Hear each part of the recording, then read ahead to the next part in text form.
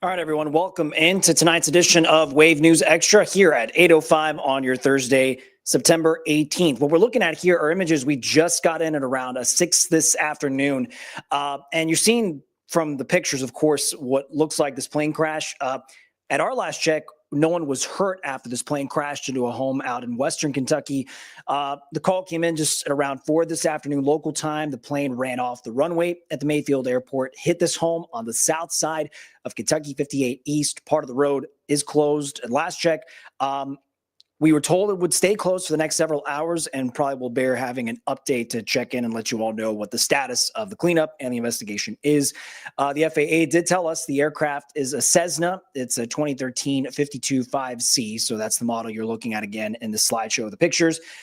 Fixed wing, multi-engine plane, 11 seats on it and a 2-engine plane. So from any other standpoint of clearing up on the road or finding out what might have happened and if anyone else was impacted or hurt, we'll certainly keep you all posted, not just here on social media and on the Wave Now app, but of course on wave3.com and for coming up tonight on Wave News at 11 for those of you who are going to stick around, the Night Owls, of course. Appreciate you joining us for this evening on Thursday and a busy Thursday on back-to-back weeks of huge music festivals for Louisville Metro. To that, kind of a sense of deja vu. The reason I say is because if you remember around this time last week, as I bring up our Skytrack camera observing the Expo Center Fairgrounds, the lights flashing, you see the Kentucky Kingdom rides definitely still spinning at this time of night. So certainly the music and the fun going, the crowds only going to grow over the course of the weekend. Just this last week, tons of people in town for Bourbon and Beyond. A new crowd of people, though, a lot of out-of-towners, of course. Danny Women Presents are the team that set up this production for Louder Than Life, promising another big festival. They say Louder Than Life is about bringing the headbanging, heavy drums, electric guitars, mosh pits, the festival, the Highland Festival grounds at the Kentucky Expo Center, trying out a new setup this year to create a little more shade for fans, even though, as you're seeing in our visit, the sun is out and proud and just beaming down on everybody who's trying to get those best positions. Our crews spent some time for this preview today on a Thursday. They actually met up with a couple who came all the way from New Jersey, and they shared they've been coming to this particular festival for years now. Danny does a great job. I mean, this is, and the people are great. I've never had a bad time here. Have you? I've never. It's a class act here for sure. And then you go back home feeling rejuvenated, regenerated, ready to go. It's all about music. It's all about music. And this is the best place to get any kind of music for sure. So you heard it there from those longtime festival goers. It's going to continue through Sunday. Legendary groups, if you're into this music scene, like Slayer, Avenged Sevenfold, Deftones, Bring Me the Horizon, all big names and acts scheduled to perform this upcoming weekend in Louisville. Now, proudly calling itself America's loudest rock and metal festival, the noise from Louder Than Life, not so much the concern from city leaders this week. What they revealed in our discussions this afternoon was actually what the traffic is going to look like for the thousands going to the festival. You're going to have to make your way out there. Saturday, though, promising to be a perfect storm of traffic congestion. Our reporter David Mattingly spent some time sort of looking at what these challenges pose, though, for the folks in charge of public safety. It will be a single day of derby-sized crowds. The combination of Louder Than Life, a U of L home football game, and racing at Churchill Downs. We are going to be well north of 100,000 people. We could easily be approaching 150,000 people between these three events with Churchill Downs, with the U of L football game, and Louder Than Life on Saturday. 150,000 is what Louder Than Life attracted all of last year. That included a one-day rainout. This year, U of L fans will share the stadium lot with festival goers. Getting home may be tougher than getting to the game. During U of L football hours, we are going to push traffic out of the U of L parking lot north on Floyd and possibly west on Central to avoid, lack of a better way of saying it, colliding with traffic from the fairgrounds. Festival organizers urge attendees to stay informed. Traffic updates and alerts will be posted to social media and the festival app. And for the first time, the festival has a $25 a day shuttle service staged at the convention center. And still, all available fairground parking is expected to be full. Once those lots are full, you are pretty much on your own. We suggest looking for parking in the adjacent neighborhood. I believe the Prestonia neighborhood over off the Preston Highway side, and of course Taylor Berry neighborhood. So with that in mind, it's also being suggested by city leaders for a lot of the live fans and festival goers to sign up for the Lens Alert emergency notification system. That is part of David's story on wave3.com. The city also wants to make it easier for music fans. So TARC wanted to partner with Park to offer discounts on traffic. You could park downtown at the Park Garage, 115 West Jefferson for $15. It includes a round trip TARC service for everybody who's with you in your car. The ride is going to take about 25 minutes each way to get you to the fairgrounds from the Park Garage. You can board bus number 2. Buses will come around every 15 to 20 minutes throughout the day for Saturday. They'll actually take you to the festival gates at Phillips Lane. Right now, also, if we bring you back to this flashback old scene video, Louder Than Life fans, dealing with a lot better weather than last year's washout. So this is from 2024. Opening day got canceled. Day 2 delayed because of all the rain. Definitely a crazy tale of 2 different weather forecast scenarios. But I'll bring you back to the live stage right now with the lights, the speakers, and the fans filling out around those 2 stages. No shortage of people out there enjoying a really good time. Let's bring you back in here to the studio as I was trying to set up some more video that I could play here as well. Because sometimes in a show, as I'm pulling some different video, I want to make sure it's lined up to get that ready for you all. And I'm trying to get myself organized. There we go. So before we bring on sports director Kendrick Haskins to discuss upcoming football, a busy weekend of football, touchdown Friday night, game of the week coming up already tomorrow. UK-UL volleyball, lots to get to, but some big stories of the day we also wanted to share with you here on Wave News Extra. We're actually learning more about one man charged in connection to a shooting that happened in downtown, and police say 2 suspects that they were looking at are actually father and son. So let me bring this video up. July 27th, LMPD getting a call to U of L Health Hospital about a man who came in with a gunshot wound. Police learned the victim was shot on South 8th Street near Beecher Terrace. August 12th, police arrested 67-year-old Reginald Offit. He's accused of shooting someone in the back and the stomach. Well, yesterday, police arrested his son, 27-year-old Reginald Offit Jr. He is charged with second-degree assault. Court documents say he pulled the victim inside an apartment to beat him before the man was shot. The elder Offit is in corrections custody right now on a $100,000 bond. Offit Jr., this is video you're seeing of him in court this morning. The judge entered a not guilty plea on his behalf, issued a $50,000 bond plus the HIP if he posts the bond, and he'll be back in court on September 26th. And actually, as I'm looking for some new video, this was also just an update into our newsroom about a crash that happened in Hardin County. And now I'm making sure I can pull up the video for you here. Here we go. So a driver was actually flown to Louisville for this medical care after there was a crash involving this school bus. And we've got some of the video that we do want to share with you here.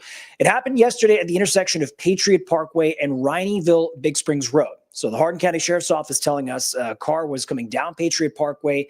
It ran the light, hit the bus. Deputies say no one was on board as far as students were concerned. So no students on the bus itself. Only the bus driver and a bus monitor were there. The driver of the car was the one who had to be flown to Louisville because they had serious but not necessarily deadly or life-threatening injuries. The bus driver was taken to the hospital with less severe injuries but still needed to be taken care of there, and no one else was reported hurt.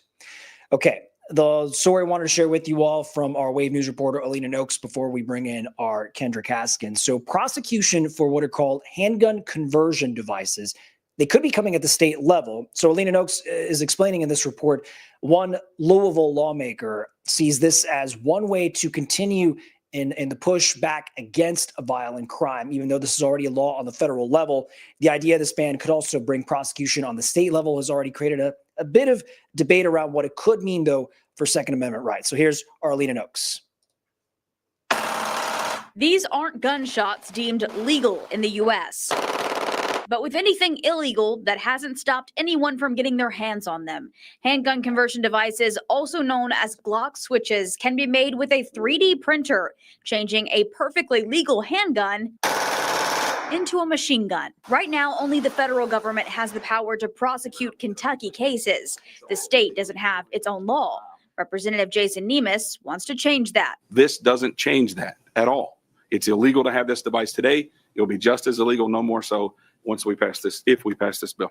LMPD Chief Paul Humphrey says the department seizes more and more of these altered guns every year, while the average age of possession continues to drop.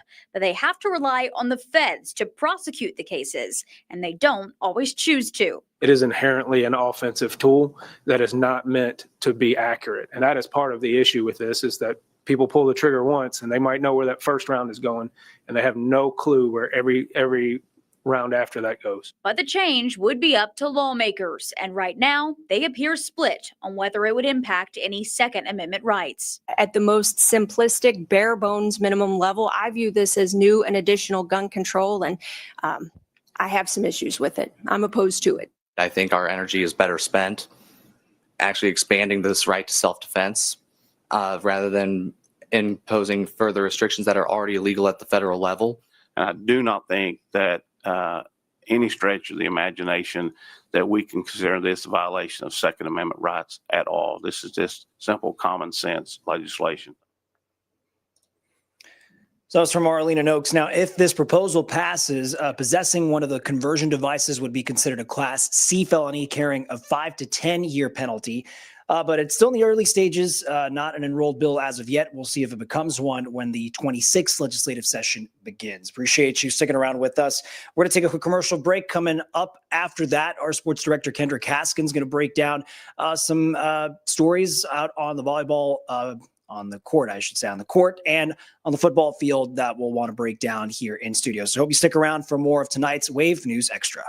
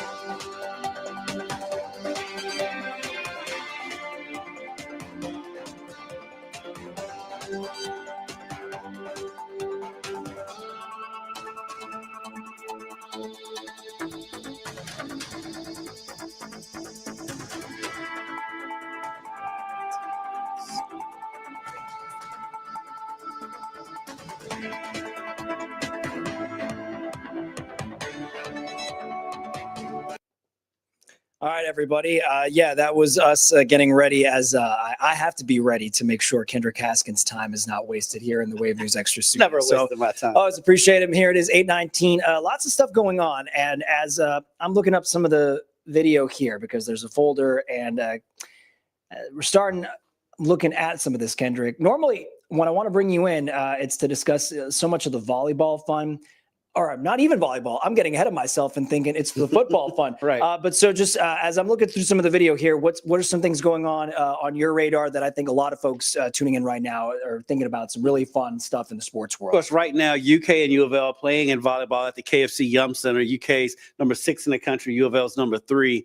As I came in here, U of L was up 2-1, but UK was dominating that 4th set. So that looks like it's going to go to a 5th set. So why don't we pull this up if you want to break us down? It is, I got some of that. So let's go. That rivalry, it's crazy because these programs, like growing up here, like volleyball was kind of an afterthought. And then high school volleyball got really good around here, and kids started going elsewhere. We had a kid go to Penn State and everywhere else. And Assumption has been one of the best schools in high school. Always volleyball. in the conversation. Yeah. They're number 1 in the state every year. Then those kids started staying around the state. And then Kentucky started its upswing, and they won a national championship back in 2020. And then U of L's been to the Final Four a couple of times since then. And like coming into this match, it's a top 10 matchup. So it's always a top 10 matchup when these two face off. And it's great for volleyball, both college-wise and for high school volleyball in the area. Talk to for the folks who maybe are just getting more into the sports that might define kind of that college culture. Being if you're a proud football school, a proud basketball school, it's great to see the attention now that some highly recruited, touted, respected volleyball programs here in state. Kendrick, talk to us about what sort of their goals are. If you're Kentucky, what is your end game for this season? If you're Louisville, what's the end game for this season, 2025 to 2026? It's wild because Dan Meskey just took over the U of L volleyball program after Denny Busman Kelly went back to her alma mater at Nebraska, which, by the way, is the number 1 team in the country right now. But for both of them, though, when you're top 5 team in the country, your end game is national championship, and that's what both of them are shooting for. They both have the talent to do it, because Louisville played Texas last week, and that match Louisville had that won and just lost it at the end in the 5th set. And so that showed them that they can hang with the bigger girls in college volleyball. And so I think that gave them confidence. And they came out playing well tonight against Kentucky, because Louisville's this is only their 2nd ranked opponent they played this season. And they're playing really well. It's a 4th set, notwithstanding. But they're heading into the 5th set. They can get that win against your arch rival, top 10 matchup going, and you start in the ACC play where you have the Pittsburghs of the world. It gives them a lot of confidence. And steel forging steel, you think about the name like Danny Busboom Kelly, and it's obviously that there's the pull that Nebraska over the course of so many years with Coach Cook, who she took over, and you're growing a sport. I just, for reference, how, the ignorance perhaps of some of us were like, it wasn't until I was in college and understanding, like, even in an SEC context, it was just like women's volleyball, like, you get into the sport. And there's something, if you're looking for that sort of the competitive speed of a game and the plays, the digs, just the ball awareness that they have sometimes, Kendrick, I'm just astounded. It's just like, I could be there in the stadium and just being mesmerized by this. The ball comes, especially so with fast. Some of these girls, when they go up for the kill, it's so fast, it's so hard, and it's your natural reaction. But even still, you have to have some reflexes to keep from getting your nose broken. And there's some of the saves they make. I mean, even just now before I came here, and even though Louisville struggled in that set, they had a rally where they made 2 amazing diving saves, and then the UK comes with the kill. but the athleticism in volleyball, and then just from the physical aspect, how tall these ladies are. Because you see the airtime when they're coming up on the net, going in for those kills, and I'm like, oh, this is like, if you love basketball, it's that same feeling of like it's peak airtime. Yes. I mean, it's every bit as exciting as a dunk in basketball, because they say they're so athletic, they get up so high. I mean, a lot of times, even with your best killers, their head is above the net, and so I mean, these are crazy athletic women. So let's keep in the college ranks, because eventually we'll get to some interesting TDFN preview action. But for the Cardinals, since I've got some video lined up for you, talk to me about what's at stake for this matchup, which, by the way, we've been discussing. Hopefully it's not a headache for fans coming into the stadium. We understand the traffic conversation. The traffic conversation is going to be a headache. But if you're Coach Brahm coming into this week and you're trying to build that separation, you're trying to rise to the cream of the crop in the ACC, what's something in this matchup you're looking for? I'm looking for Isaac Brown to have another big game. It was great. I used the soundbite earlier from Eddie George. Eddie George, former Tennessee Titans longtime running back, is the head coach at Bowling Green now, and he I mean, you could tell he just is a big fan of Isaac Brown. Which you imagine being a sophomore in college and somebody like Eddie George not only knows who you are, knows that you're a spectacular athlete. Isaac Brown has to know who Eddie George is. Like, he's not that young to not know who Eddie George and so is. So for Eddie, can you imagine being 19, 20 years old and like somebody like Eddie George is like, yeah, you're the real deal at that same position. That's got to be an awesome thing for him. But they've got some mistakes to take care of from that James Madison game. The offensive line was kind of shaky. Miller Moss was a little shaky. So you want to see them be able to adjust to the blitz because James Madison blitzed and blitzed and blitzed and blitzed. And so you want to be able to see them maybe recognize the blitz a little bit better and be able to pick it up a little bit better on the offensive line. But surprisingly, the defense had all the questions coming into the season because they lost a lot on it. But they played extremely well to start the season. And sometimes there's the conversation in, not that we're putting Louisville necessarily, the goal is to get into the top 25 rankings, but this informs Kendrick where I'm thinking of what defense wants to prove if you're a Cardinals player on the defense. In a matchup, LSU versus Florida. Right. Low scoring game. And if you're, Coach Ryan Kelly and you're frustrated about the questions on the offense, you could point to the defense and say, look, at least we kept a program like this to 10 points and 5 interceptions. Like that should win you a game, if any game, in FBS football, right? Yeah. I mean, if you're Brian Kelly, even though he can, let's be honest, he can be annoying sometimes. But yes, I can see his frustration. You can understand where he's coming from. Yeah, you just came off the field after a big SEC win, and the first question is about what's something you struggled at. And so I can understand him being upset by that question. As far as hearing insight from Bowling Green coming up on Saturday, this is Coach George you've got here, right? What are we talking about here? He's talking about Isaac Brown. All right, let's bring it up. Oh, man, just that.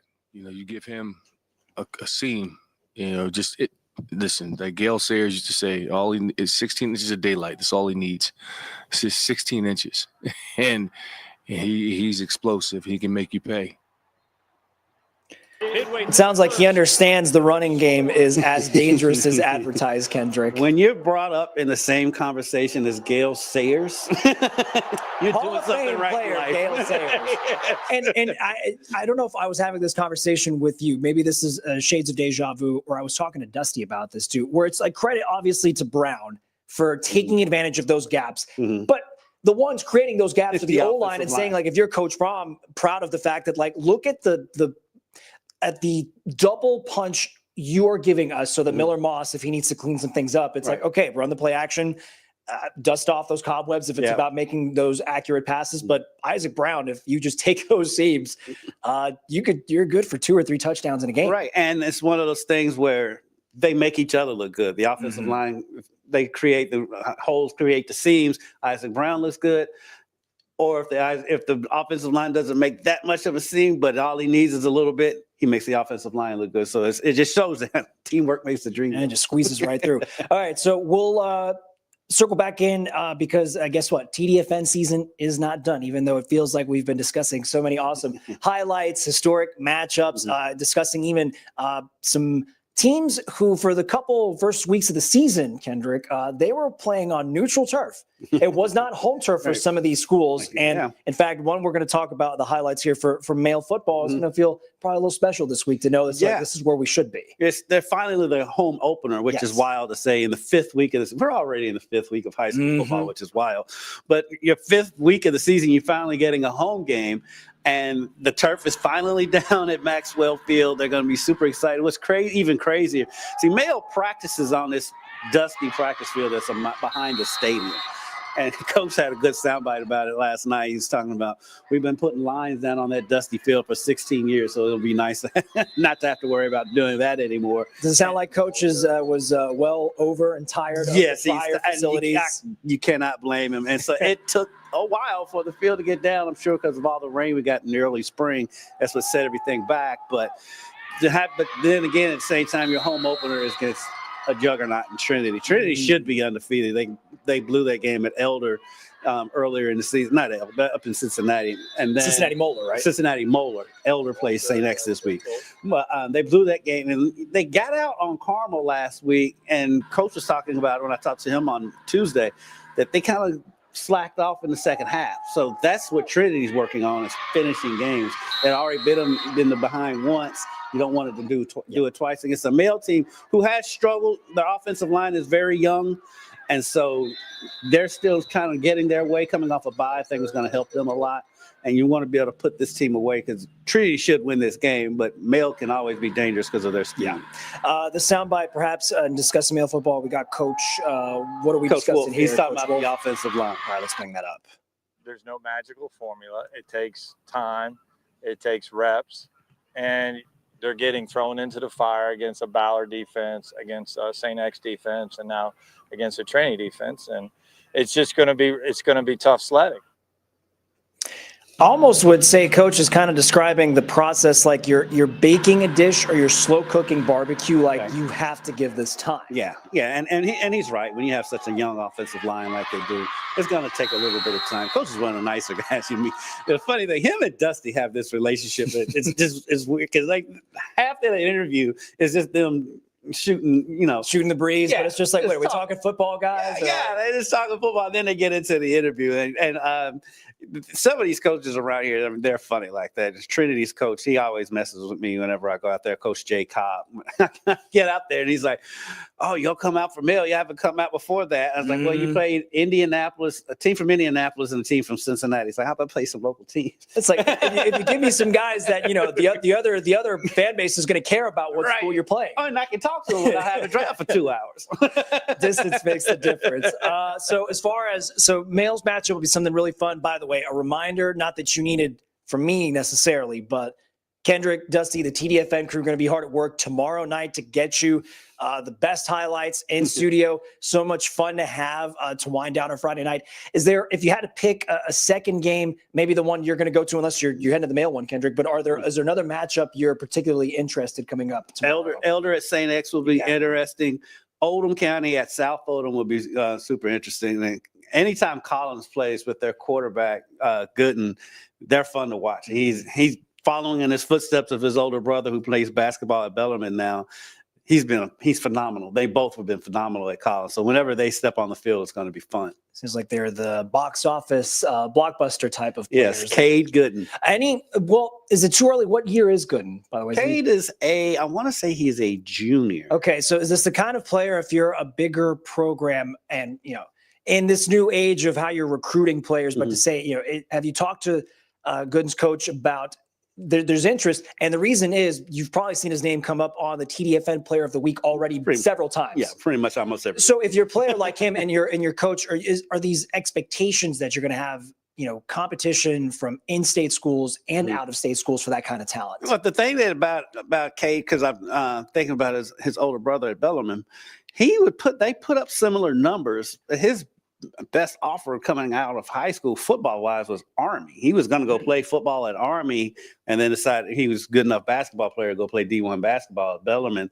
And I wonder if the same thing may happen with Cade. I really thought his older brother would play somewhere bigger, to be honest with you. So, and then a lot of it too, no disrespect to either one of the brothers, but that system they play at Collins, they put up numbers like this. And the coach's son was the quarterback 1 year, and he won the Player of the Week. Seemed like almost playbook and scheme do make some of that. Yes, and they do have athletes, and they're very fast. And you got very fast quarterbacks, like Cade and his older brother. So that's a lot of it. That's gonna be so much fun. All right, always good to have our statesman of sports is how I'll put that, Kendrick Haskins. We have one shameless plug too. Go ahead.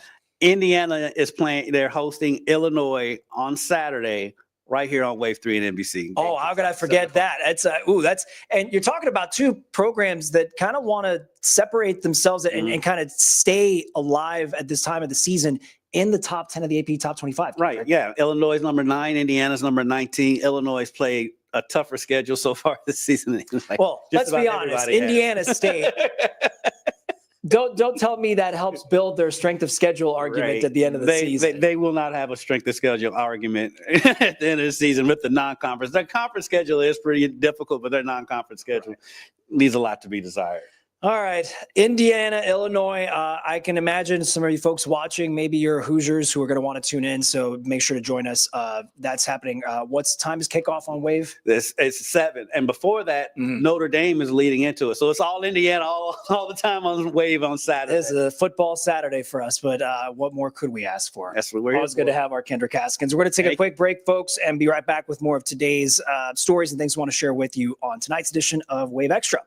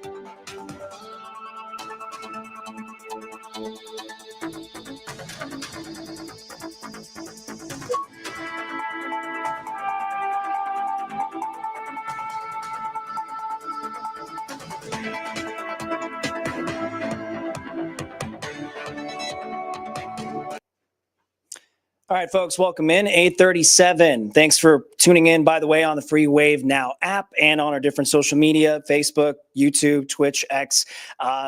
Don't mind because this microphone is on. Try to keep it on as many times as we can. We do have a couple of special guests. They're off camera. I will keep them off camera. They don't want that attention right now, but that is okay. So let's bring up some stories. By the way, Kendrick Haskins and the sports team, Dusty Baker, going to have much more tonight for you on Wave News at 11 as I'm setting up some videos right here. Okay, so a discussion that probably is going to keep going as we move not just through this school year, if you're a JCPS student or family or teacher even, but that's going to keep going on. Leaders talking about the tough decisions they're going to have to make with what's expected to be a massive budget shortfall. I'll bring some of that video in there.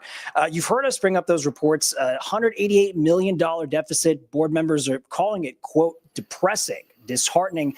In a meeting, in fact, this was their latest meeting this week. The deficit is growing over the past several years. It's something new superintendent Dr. Brian Yearwood says, yes, he inherited, but he's promising to try and fix that once and for all. We must overcome this. And it's going to require some hard decisions, unfortunately, some very unpopular decisions, but some decisions that will allow us to right size for the future. Because if we fail in this endeavor, JCPS will fail. And we can't let that happen. We're not going to let that happen. So needless to say, you can't leave your thoughts about what's going on, letting know what the district is needing to navigate. They've already implemented a hiring freeze. The board has to come up with its draft budget for the next school year by January. Leaders say reductions are going to target the central office first, and there will be no, quote, across the board pay cuts.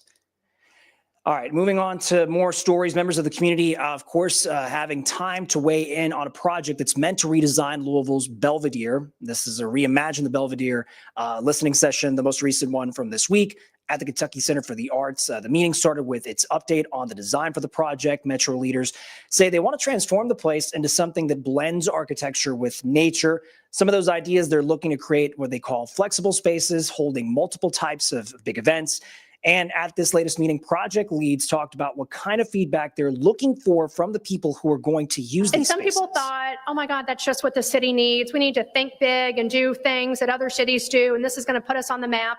And other people thought it was the ugliest thing they'd ever seen, and that's ridiculous, and why would you spend money on it? We will never have consensus on design, ever. And so I'm very intentional about what I'm asking for feedback on. I'm not going to ask people's opinion on the design because I can't use it. So I want your opinion on what kind of things you want to do there and what you want to see there. Now, there's still time to leave your thoughts on an online survey. We do have the link for that on wave3.com.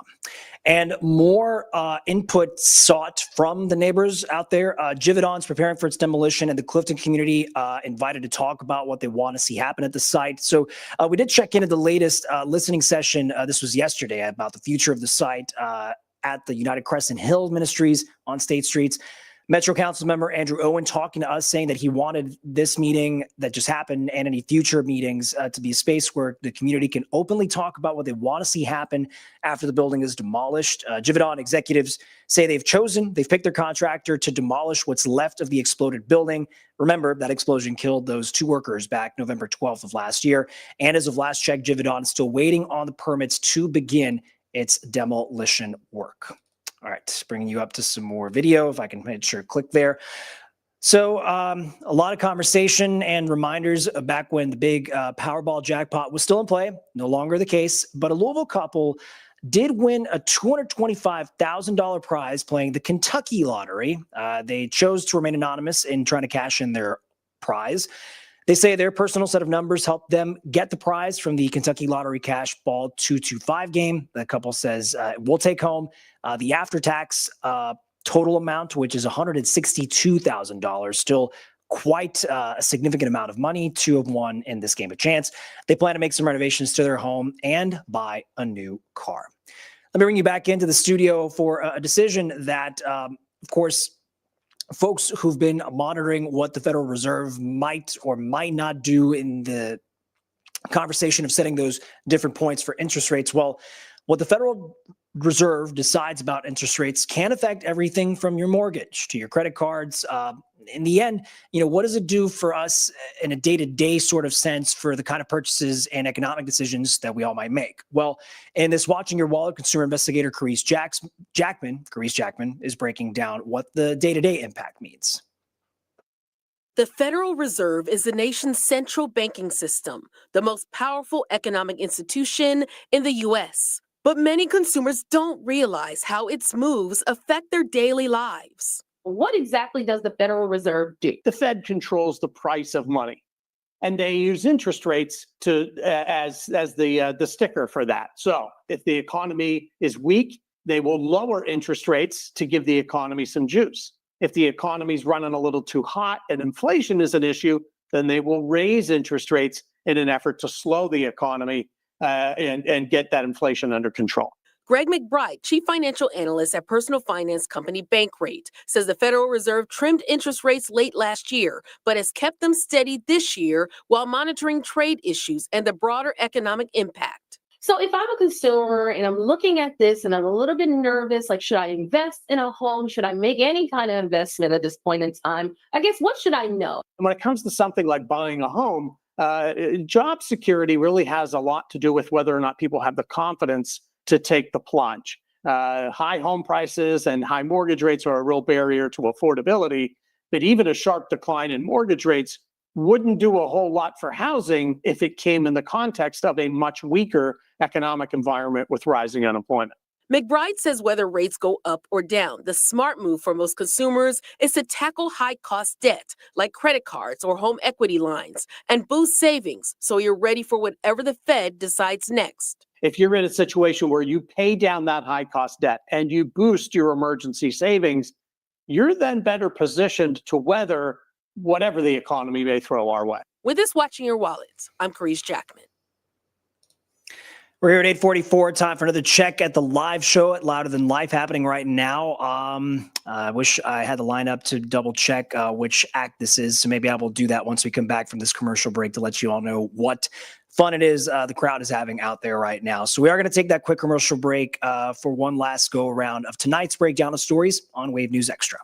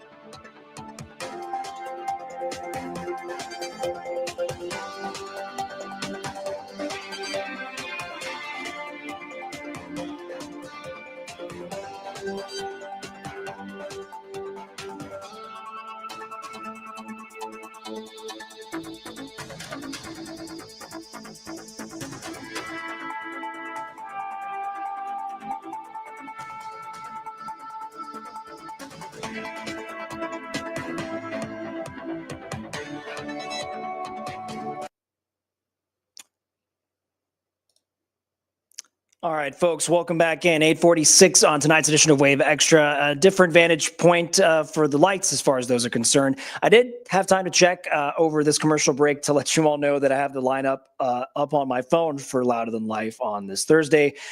It's not Slayer because Slayer's not slated to come on, pun intended, until 9:30. So that is Rob Zombie dominating the stage and all those fans enjoying the show, the lights, the performances out there. And it's going to be that way. 175 plus bands over the course of the entire weekend out there on the Expo Center Fairgrounds.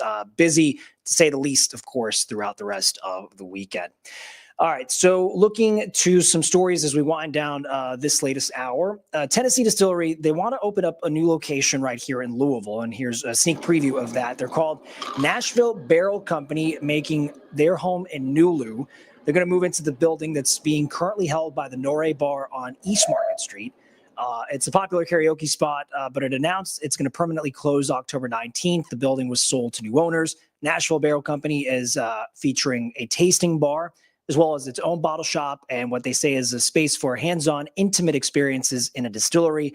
It is set to open sometime next year. Let's bring you into some more of these stories as I've got them up here. So advocates across the state right now say the need in Kentucky is huge for more people to step up to become foster parents.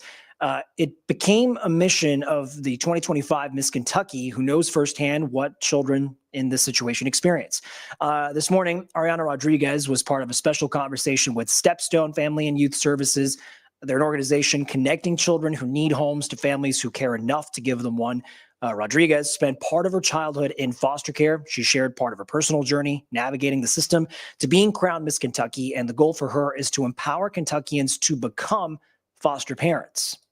I wish people focused more on the child's perspective. A lot of times we hear from policymakers, we hear from social workers and foster parents about what the foster care system is like, but truly no one understands it better than a child in the system.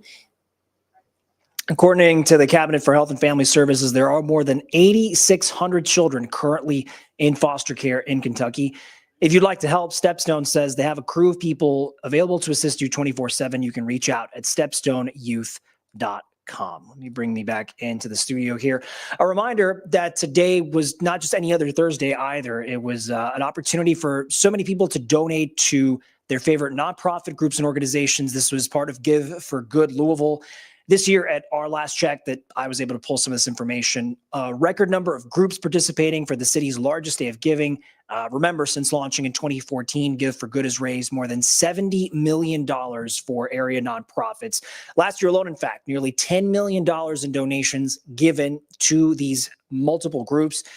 You can maximize your impact with different sponsored donation boosts. This includes what's called the Greatest 2 Minutes of Giving that was sponsored by Churchill Downs Incorporated, giving donors a chance to earn for their favorite groups the biggest prizes of the day, ranging anywhere from $5,000 to $20,000. 6 donors who donated between 7:15 and 7:17 p.m. will have their donation boosted, and winning groups would be announced live. This happened around 7:40 right here on Wave News with our Don G. So certainly something we'll repeat and celebrate again tonight on Wave News at 11, because it does merit being repeated. All the good, this kind of support and donation being given to meaningful causes in our community for sure. Our last story for tonight, just a plea from a family for answers and for people to respect what they call their sacred space. It's a gravesite for a pair of young Hardin County siblings, brother and sister. They died both in very tragic circumstances, less than 2 weeks apart. And they've actually now been one of the latest targets of robberies at cemeteries across the county. Wave News reporter Fernando Garcia Franciscini spent time talking to the Taylor family about how this is impacting them and hearing what deputies and investigators have to say about this as well.